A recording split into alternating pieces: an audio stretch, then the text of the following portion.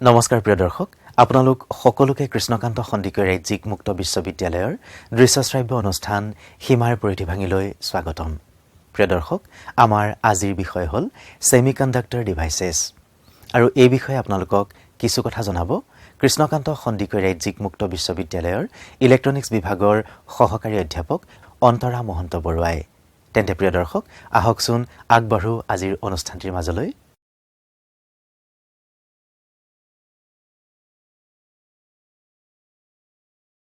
নমস্কাৰ আজি আমি আলোচনা কৰিব ওলোৱা বিষয়টি হৈছে সেমিকন্ডাক্টৰ ডিভাইচেছ অৰ্থাৎ ইখত পৰিবাহী যতন এই বিষয়টি আমাৰ স্নাতক পৰ্যায়ৰ ডিপ্লোমা পাঠ্যক্ৰম কম্পিউটাৰ হাৰ্ডৱেৰ এণ্ড নেটৱৰ্কিংৰ প্ৰথমটি পাঠ্য বিষয়ৰ অন্তৰ্ভুক্ত যাৰ নাম বিদ্যুৎ আৰু ইলেক্ট্ৰনিক্সৰ মৌলিক ধাৰণা আজি আলোচনা কৰিব ওলোৱা মূল বিষয়বস্তুখিনি হ'ল ক্লাসিফিকেশন অফ মেটেৰিয়েলছ অৰ্থাৎ পদাৰ্থৰ শ্ৰেণী বিভাজন ইয়াৰ পিছত পিএন জংচন ডায়োড আলোচনা কৰিম এতিয়া প্ৰথমতে আমি ক্লাসিফিকেশন অফ মেটেৰিয়েলছ অৰ্থাৎ পদাৰ্থৰ শ্ৰেণী বিভাজন তাৰ বিষয়ে আলোচনা কৰো যিকোনো যতন গঢ় দিবলৈ হলে পদাৰ্থৰ আৱশ্যক বৈদ্যুতিক পৰিবাহিতাৰ বৈশিষ্ট্যৰ ওপৰত ভিত্তি কৰি সকলো পদাৰ্থ তিনিটা ভাগত ভগোৱা হৈছে প্ৰথমটো হৈছে কণ্ডাক্টৰ অৰ্থাৎ পৰিবাহী পদাৰ্থ দ্বিতীয়টো হৈছে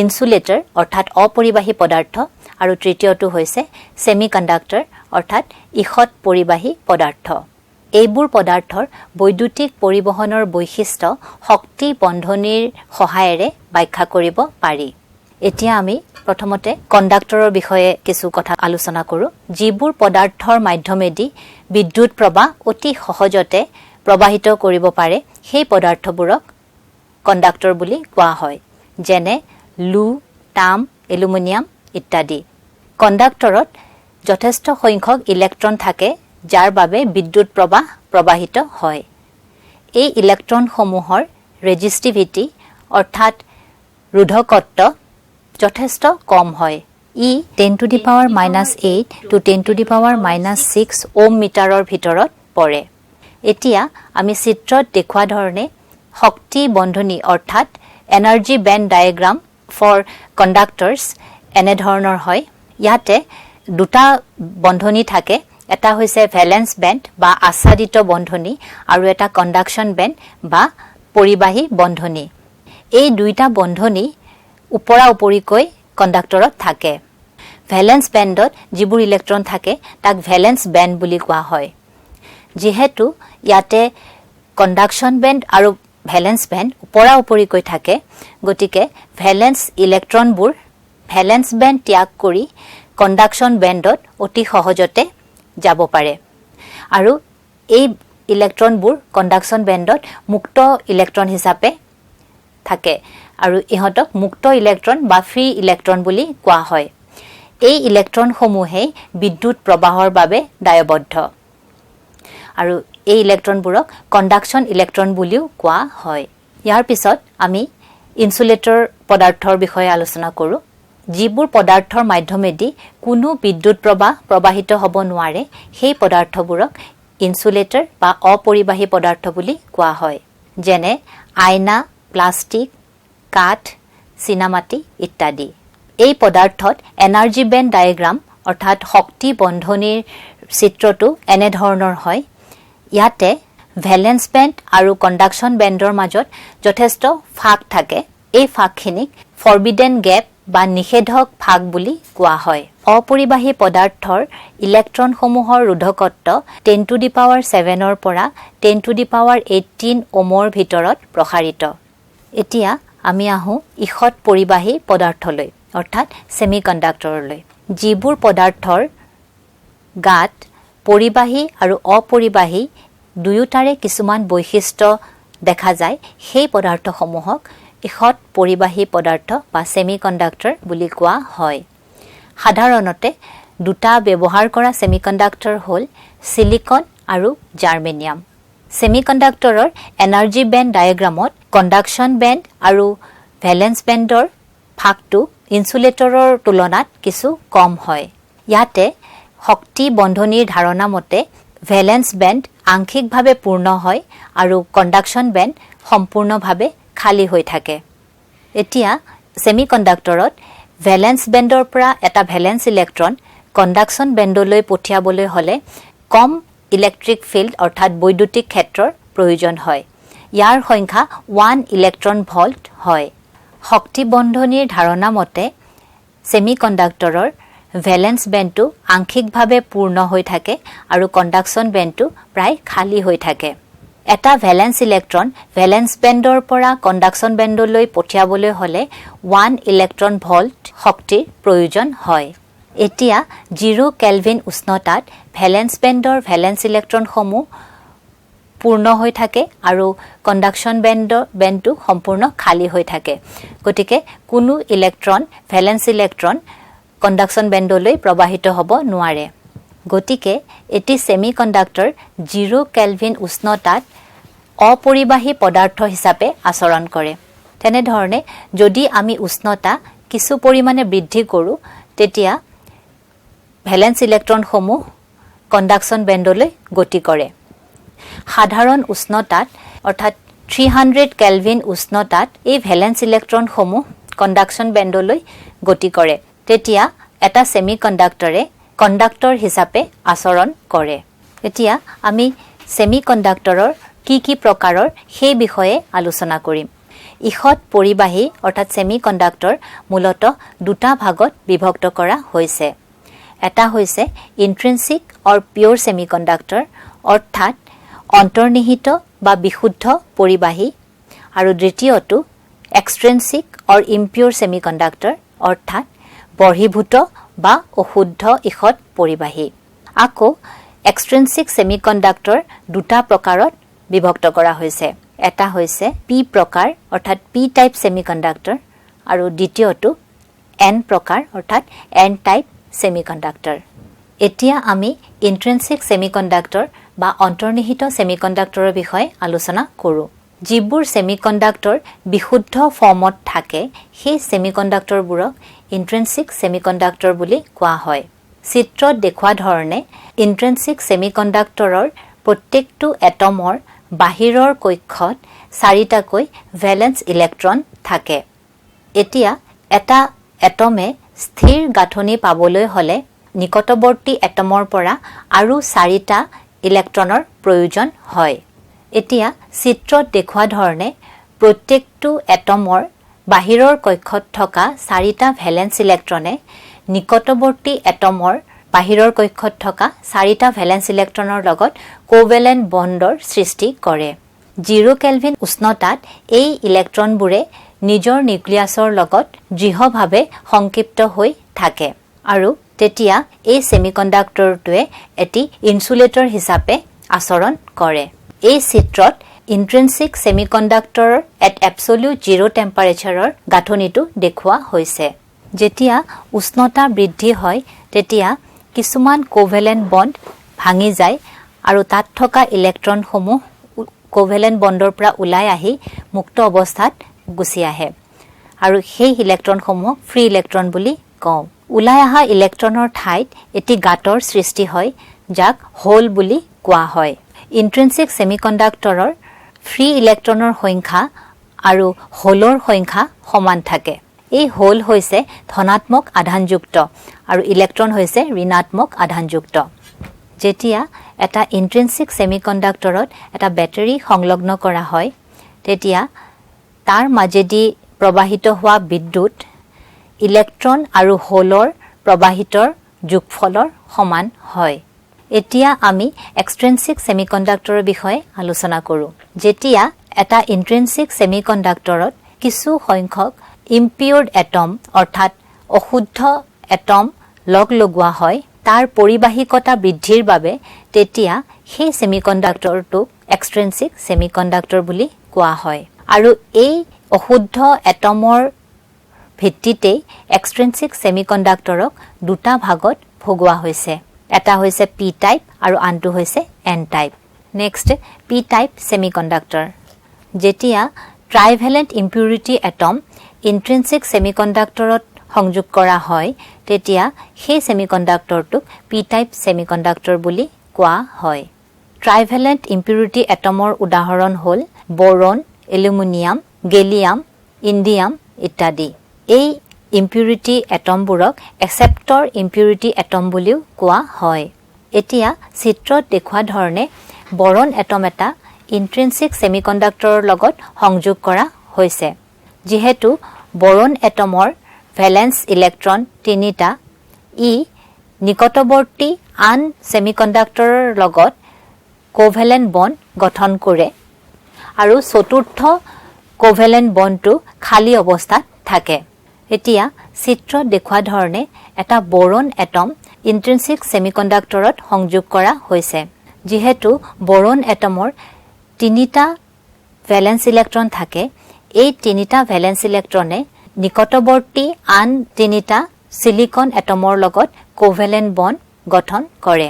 চতুৰ্থটো ভ্যালেন্স ইলেক্ট্ৰন অসম্পূৰ্ণ হৈ থাকে, গতিকে কোভেলেন্ট বন্ড গঠন হ'ব নোৱাৰে। ওচৰৰ কোভেলেন্ট বন্ডৰ তাপ শক্তিৰ দ্বাৰা তাত থকা ভ্যালেন্স ইলেক্ট্ৰন ওলাই আহি এই খালী ঠাইটো পূৰণ কৰে। তাৰ ফলত এটি হোলৰ অৰ্থাৎ গাঁতৰ উৎপন্ন হয়। গতিকে পি টাইপ সেমিকন্ডাক্টৰৰ হোলৰ সংখ্যা বেছি হয় আৰু ইলেক্ট্ৰনৰ সংখ্যা কম থাকে। আমি ক'ব পাৰো পি টাইপ সেমিকন্ডাক্টৰত মেজৰিটি চাৰ্জ কেৰিয়াৰ হিচাপে হোল থাকে আৰু মাইনৰিটি চাৰ্জ কেৰিয়াৰ হিচাপে ইলেক্ট্ৰন থাকে। Next N type semiconductor. যেতিয়া এটা পেন্টাভেলেন্ট ইম্পিউৰিটি এটম ইন্ট্ৰিনসিক সেমিকন্ডাক্টৰৰ লগত সংযোগ কৰা হয়, তেতিয়া সেই সেমিকন্ডাক্টৰটোক এন টাইপ সেমিকন্ডাক্টৰ বুলি কোৱা হয়। পেন্টাভেলেন্ট ইম্পিউৰিটি এটম হৈছে ফসফৰাছ, আৰ্ছেনিক, এন্টিমনি ইত্যাদি। এই ইম্পিউৰিটি এটমৰ বাহিৰৰ কক্ষত 5টাকৈ ভ্যালেন্স ইলেক্ট্ৰন থাকে। চিত্ৰত দেখুওৱা ধৰণে যেতিয়া আমি এটা ফসফৰাছ এটম ইন্ট্ৰিনসিক সেমিকন্ডাক্টৰৰ লগত সংযোগ কৰোঁ, তেতিয়া ফসফৰাছৰ 4টা ভ্যালেন্স ইলেক্ট্ৰনে ইয়াৰ নিকটৱৰ্তী সিলিকন এটমৰ লগত 4টা কোভেলেন্ট বন্ড গঠন কৰে আৰু 5 নম্বৰ ইলেক্ট্ৰনটো মুক্ত অৱস্থাত থাকে। এই ইলেক্ট্ৰনটো নিজৰ নিউক্লিয়াছৰ লগত কম দৃঢ়তাৰে সংক্ষিপ্ত হৈ থাকে আৰু এই ইলেক্ট্ৰনটোৱে সেই এন টাইপ সেমিকন্ডাক্টৰৰ বিদ্যুৎ পৰিবাহীৰ বাবে দায়বদ্ধ। এই পেন্টাভেলেন্ট ইম্পিউৰিটি এটমটোক ডোনৰ এটম বুলিও কোৱা হয়। যেহেতু ইয়াত এক্সট্ৰা ইলেক্ট্ৰন এটা থাকে, এই ইলেক্ট্ৰনটোৱে বেলেগ কোভেলেন্ট বন্ড গঠন কৰিবলৈ ইলেক্ট্ৰন যোগান ধৰিব পাৰে। এন টাইপ সেমিকন্ডাক্টৰৰ মেজৰিটি চাৰ্জ কেৰিয়াৰ হিচাপে ইলেক্ট্ৰন থাকে আৰু মাইনৰিটি চাৰ্জ কেৰিয়াৰ হিচাপে হোল বা গাঁত থাকে। ইয়াৰ পিছত আমি পি এন জংচন ডায়োডৰ বিষয়ে আলোচনা কৰিম। পি এন জংচন ডায়োড হৈছে এটা সেমিকন্ডাক্টৰ ডিভাইচ যাৰ মাজেদি একমুখী বিদ্যুৎ প্ৰবাহিত হয়। এই ডায়োডৰ প্ৰতীক এনে ধৰণৰ, এফালে পি সাইড আৰু আনফালে এন সাইড থাকে। এইটো হৈছে এটা পি এন জংচন ডায়োড। এই ডায়োডটোৰ এটা ফালে এটা সিলভাৰ কালাৰৰ কোট আছে আৰু আনটো ফালে কোনো কোট নাই। এই নথকা ফালটো পজিটিভ অৰ্থাৎ এনোড বুলি কয় আৰু সিলভাৰ কোট থকা সাইডটো নিগেটিভ অৰ্থাৎ কেথোড বুলি কোৱা হয়। এই ডায়োডৰ বিষয়ে আলোচনা কৰাৰ আগতে আমি পি এন জংচনৰ বিষয়ে কিছু আলোচনা কৰি লওঁ। যেতিয়া এটা পি টাইপ সেমিকন্ডাক্টৰ এটা এন টাইপ সেমিকন্ডাক্টৰৰ লগত সংযোগ কৰা হয়, তেতিয়া এই সংযোগ পৃষ্ঠখনকে পি এন জংচন বুলি কোৱা হয়। আমি আগতে আলোচনা কৰি আহিছো যে পি টাইপ সেমিকন্ডাক্টৰত মেজৰিটি চাৰ্জ কেৰিয়াৰ হোল থাকে আৰু ঋণাত্মক আধানযুক্ত আয়ন থাকে।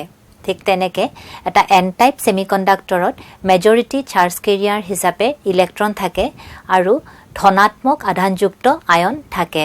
যেতিয়া পি টাইপ সেমিকন্ডাক্টৰ এটা এন টাইপ সেমিকন্ডাক্টৰৰ লগত সংযোজন হয়, তেতিয়া পি টাইপৰ পৰা হোলসমূহ এন টাইপলৈ গতি কৰে আৰু এন টাইপৰ ফ্ৰী ইলেক্ট্ৰনসমূহ পি টাইপলৈ গতি কৰে আৰু এই সংযোজন পৃষ্ঠখনত তেওঁলোকৰ বিস্তাৰণ ঘটে অৰ্থাৎ ডিফিউজন আৰম্ভ হয়। এনেদৰে কিছু ডিফিউজন হোৱাৰ পিছত এনে এটা পৰ্যায় হয় য'ত নেকি আৰু পৰৱৰ্তী বিস্তাৰণ নঘটে। তেতিয়া তাত এটা প্ৰিভেন্টিভ ফ'ৰ্চ অৰ্থাৎ নিৰাময় বলৰ সৃষ্টি হয়। এই বলটোকে বেৰিয়াৰ বুলি কোৱা হয়। এই বেৰিয়াৰে পৰৱৰ্তী ডিফিউজন হোৱাত অৰ্থাৎ বিস্তাৰ হোৱাত বাধা প্ৰদান কৰে। আৰু পুনৰ জোট বন্ধন প্ৰক্ৰিয়াৰ বাবে পি দিশত ঋণাত্মক একচেপ্টৰ আয়ন আৰু এন দিশত ধনাত্মক ডোনৰ আয়ন বা ডাটা আয়নৰ জংচনৰ ওচৰে পাজৰে গণ্য নোহোৱাকৈ থাকে। অতিৰিক্ত হোল আৰু ইলেক্ট্ৰন স্থিৰ বা ভাৰসাম্যহীন আয়নৰ দ্বাৰা বিকৰ্ষিত বিচ্ছুৰণ ঘটোৱাৰ যত্ন কৰি থাকে, যাতে পাছত পুনৰ কোনো ধৰণৰ জোট বন্ধন ঘটিব নোৱাৰে। আধান সীমিত হোৱা এই অঞ্চলটিকে আমি ডিপ্লিশ্যন ৰিজন বা নিঃশেষ অঞ্চল বুলি কওঁ। এইখিনিতে কৈ থওঁ যে এই ডিপ্লিশ্যন ৰিজনত কোনো মুক্ত ইলেক্ট্ৰন বা হোল থাকিব নোৱাৰে। এই জংচনত এক বৈদ্যুতিক বিভৱ বা পটেনচিয়েল ভল্টেজৰ সৃষ্টি হয় আৰু পৰৱৰ্তী জংচনলৈ সুদ বহন কৰিব নিবিচাৰে।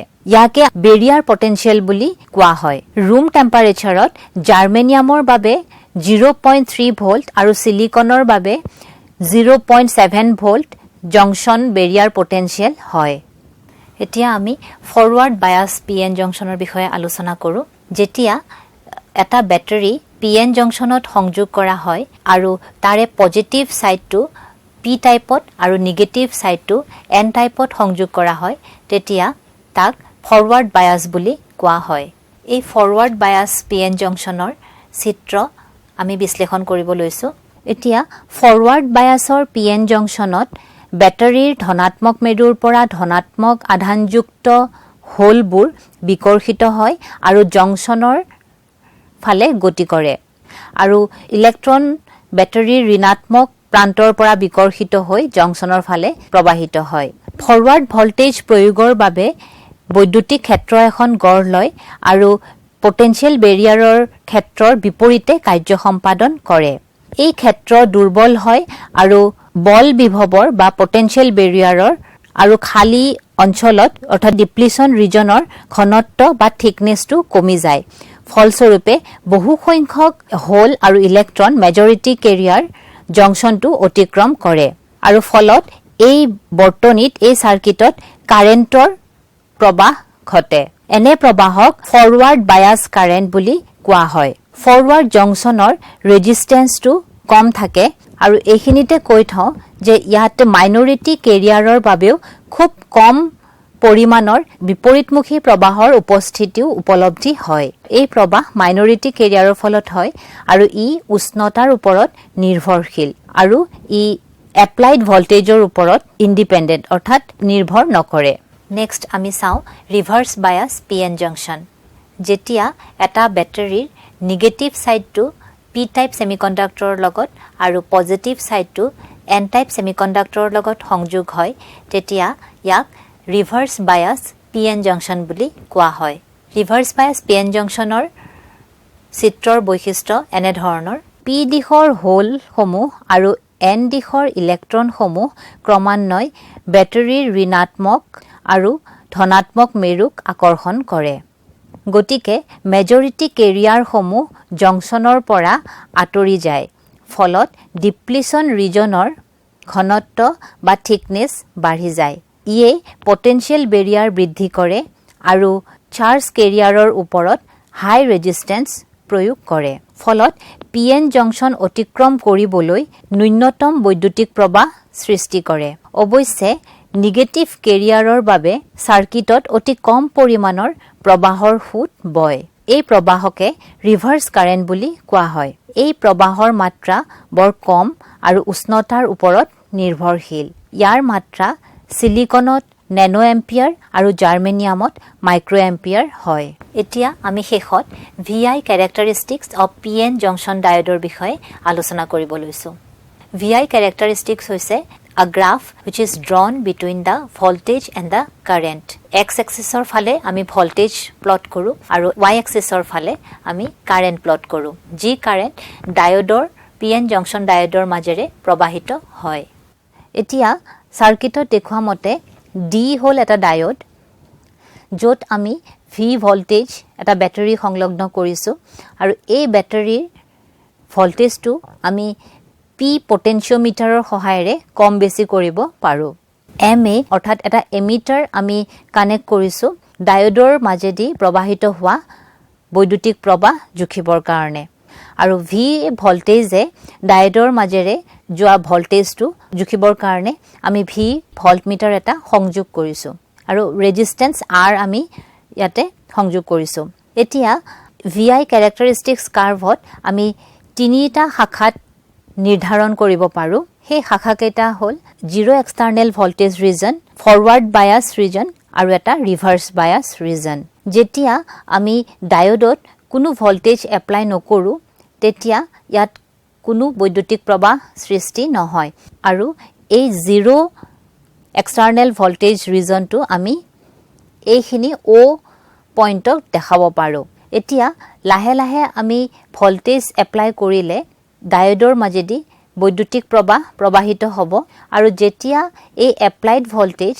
পটেনশিয়াল বেৰিয়াৰৰ ভল্টেজতকৈ কম হয় তেতিয়া খুব লাহে লাহে বৈদ্যুতিক প্ৰবাহ ডায়োডৰ মাজেদি প্ৰবাহিত হয় আৰু এইখিনিকে আমি এই ৰিজনখিনিৰ সহায়েৰে দেখাব পাৰোঁ আৰু যেতিয়া আমি এপ্লাইড ভল্টেজ লাহে লাহে বঢ়াই দিওঁ আৰু ই পটেনশিওমিটাৰ ভ্যালু ক্ৰছ কৰে তেতিয়া আমি বৈদ্যুতিক প্ৰবাহ লাহে লাহে বৃদ্ধি হোৱা দেখা পাওঁ আৰু এটা সময়ত ই ক্ৰমান্বয়ে এডাল সৰল ৰেখাৰ ধৰে বৃদ্ধি হৈ গৈ থাকে এইখিনি ৰিজনকে আমি ফৰৱাৰ্ড বায়াস কাৰেন্ট বুলি কওঁ এতিয়া ডায়োডত ৰিভাৰ্স বায়াস প্ৰয়োগ কৰিলে পটেনশিয়াল বেৰিয়াৰ বৃদ্ধি হয় ফলত জংচনৰ ৰেজিষ্টেন্সৰ মাত্ৰা বাঢ়ি যায় আৰু বৰ্তনীৰ মাজেদি অৰ্থাৎ এই সাৰ্কিটৰ মাজেদি কোনো ধৰণৰ বৈদ্যুতিক প্ৰবাহ সৃষ্টি নহয় ৰিভাৰ্স বায়াসৰ কাৰণে আমি ব্যাটাৰীটো উলুটা কৰি দিব লাগিব অৰ্থাৎ নিগেটিভটো আমি ডায়োডৰ পি টাইপত সংযোগ কৰিব লাগিব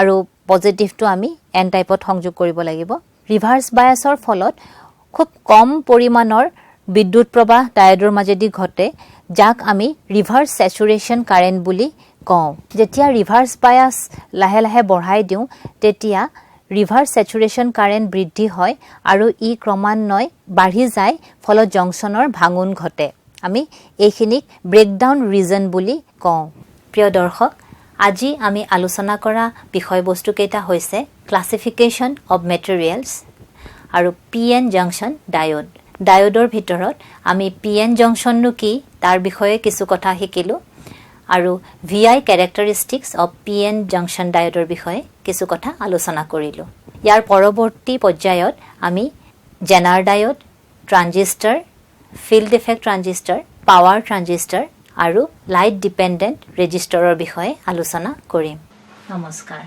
প্ৰিয় দৰ্শক ইমানপৰে কৃষ্ণকান্ত সন্দিকৈ ৰাজ্যিক মুক্ত বিশ্ববিদ্যালয়ৰ দৃশ্যশ্ৰাব্য অনুষ্ঠান সীমাৰ পৰিধি ভাঙিৰ আজিৰ খণ্ডটিৰ জৰিয়তে আপোনালোকৰ বাবে আগবঢ়োৱা হ'ল সেমি কণ্ডাক্টৰ শীৰ্ষক এটি আলোচনা আৰু এই আলোচনাটিত অংশ ল'লে কৃষ্ণকান্ত সন্দিকৈ ৰাজ্যিক মুক্ত বিশ্ববিদ্যালয়ৰ ইলেক্ট্ৰনিক্স বিভাগৰ সহকাৰী অধ্যাপক অন্তৰা মহন্ত বৰুৱাই প্ৰিয় দৰ্শক আশা ৰাখিম আমাৰ আজিৰ এই খণ্ডটিৰ জৰিয়তে আপোনালোক কিছু পৰিমাণে হ'লেও উপকৃত হ'ব পাৰিছে বুলি প্ৰিয় দৰ্শক আজিলৈ আমাৰ সময় হৈ আহিল গতিকে আজিৰ অনুষ্ঠানৰ পৰা মই হেমন্ত চাবুক ধৰাই ইমানতে বিদায় লৈছো ধন্যবাদ